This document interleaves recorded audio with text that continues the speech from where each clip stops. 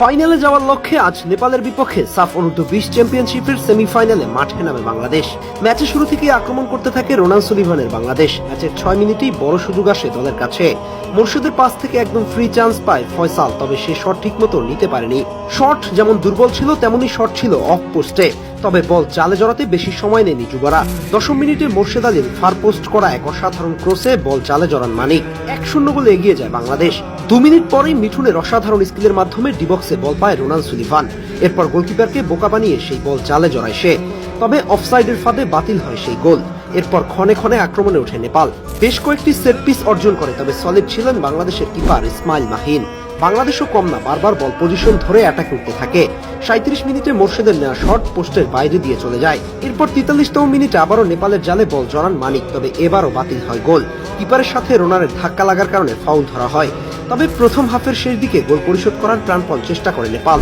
বেশ কয়েকটি set piece পায়, তবে তা কাজে লাগাতে পারেনি। তাই 1-0 গোলের লিড নিয়ে প্রথমার্ধ শেষ করে বাংলাদেশ।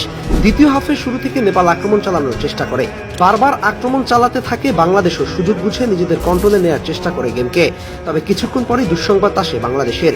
গোল স্কোরার মানিক ইনজুরির কারণে মাঠ ছাড়েন। 54 মিনিটে কাউন্টার থেকে ফ্রি ভলি পায় জয়, তবে ঠিকমতো কানেক্ট করতে পারেনি বল। এরপর ধীরে ধীরে নিজেদের কন্ট্রোলে ম্যাচ নিতে থাকে নেপাল। বারবার আক্রমণ চালাতে থাকে বাংলাদেশের দিকে, বল প্রসেশন ধরে রাখতে থাকে। অন্যদিকে মিডফিল্ড থেকে বারবার বলের কন্ট্রোল হারাতে থাকে বাংলাদেশ। বল লুজ করার কারণে ভালো কিছু সুযোগ পায় নেপাল। 69 মিনিটে চোটের কারণে সাব করানো হয় সানি দাসকে, মাঠে নামেন আব্দুল। একই সাথে ফয়সালের বদলি হিসাবে মাঠে নামার সুযোগ পায় স্যামুয়েল রাকসাম। বদলি নামা দুই ফ্রেশ লেগ নিয়ে ম্যাচে নিজেদের কিছুটা ফিরে পায় বাংলাদেশ। 80 মিনিটে সংগ্রামের দেয়া পাস বক্সে পায় রাকসাম, তবে তাকে ফাউল করা হয়। তবে সেই ফাউলে কোনো ডিসিশনই জানায়নি রেফারি। 86 মিনিটে বাংলাদেশের দর্শকদের কাছে আসে কাঙ্ক্ষিত সময়। প্রথমবারের মতো লাল সবুজের জার্সিতে মাঠে নামেন ডেকলান সুলিভান। ডেকলান মাঠে নামার পর থেকেই ছিলেন সলিড। মাঠে নামার পরেই দুটা বিগ চান্স ক্রিয়েট করেন। ভাগ্য ভালো থাকলে অভিষেকের দিনই পেয়ে যেতেন 2 অ্যাসিস্ট।